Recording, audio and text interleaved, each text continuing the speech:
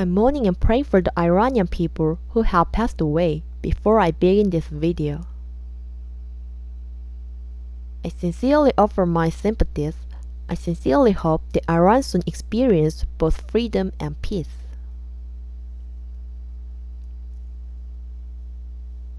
Many Muslim women have been protesting hijabs recently by removing them and burning them.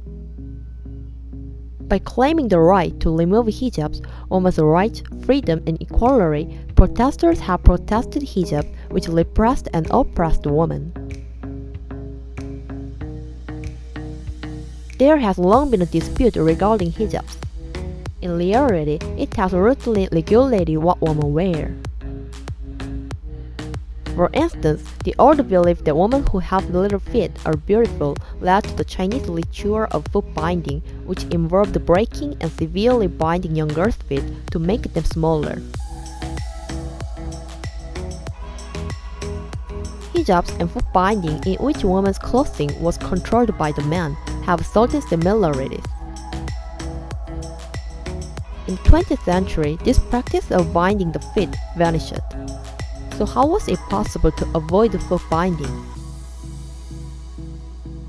We might reserve the current controversy surrounding hijabs. As a result, we can discover more about hijabs and foot binding.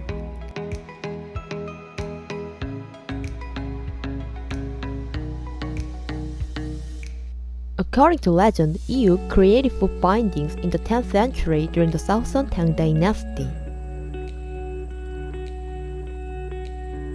The small and concave feet style was popular at the time among dancers performing for the royal court.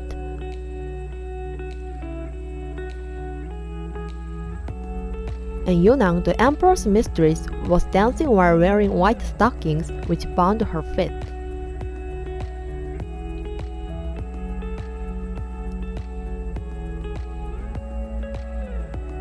Following that, it became customary for women to have small, delicate feet to the point that feet could be put on hand.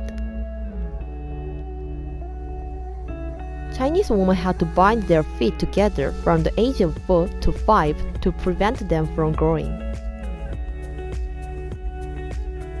Foot binding is a very harsh and inhuman practice.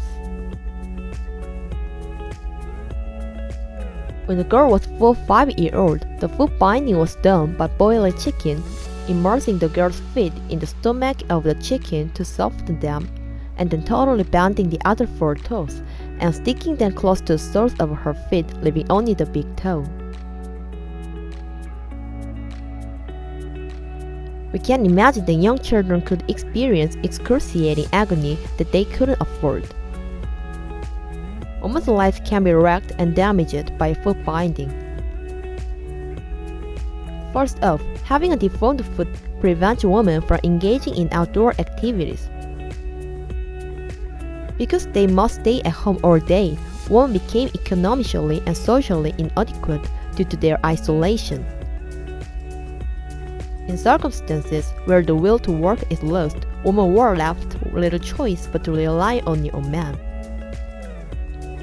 By allowing foot binding, women would be able to overcome their physical pain and live independently, both financially and psychologically.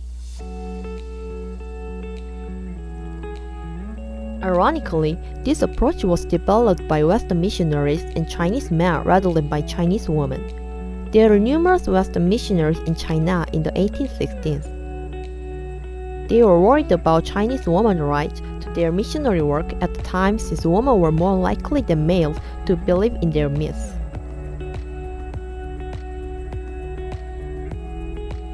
Women missionaries were horrified to discover foot binding in the circumstance and realized that women's rights were being infringed upon. Christians who take their freedom and equal worth seriously cannot support foot binding, which was designed only for men. Western missionaries thus initiated the anti-foot binding movement in China.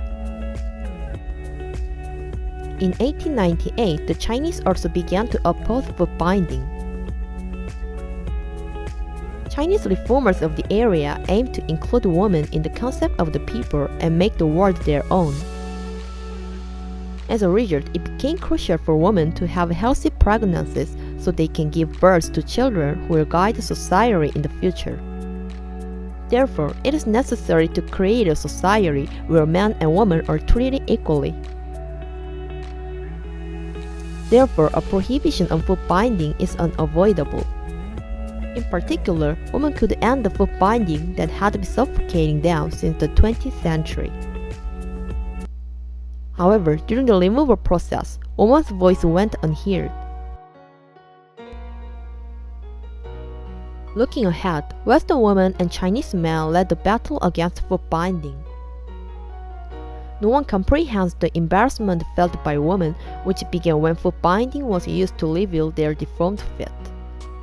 In actuality, after ending foot binding for a prolonged period of time and donning regular shoes, women's feet changed with more deformity.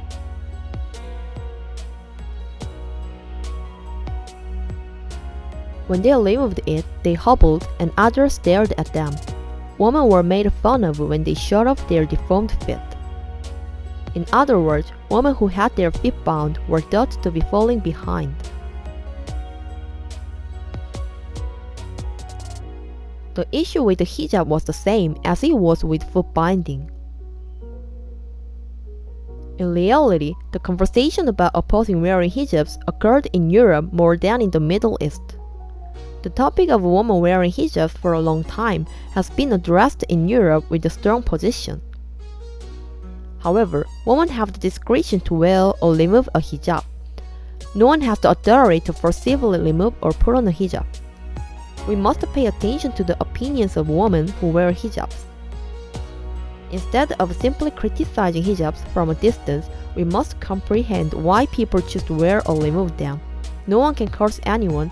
Everyone is free to make their own decision. I genuinely hope that Iran has immediate peace and that women were free to wear hijabs as they see fit. So thank you for watching this video, and please don't forget to click the subscribe and the like button.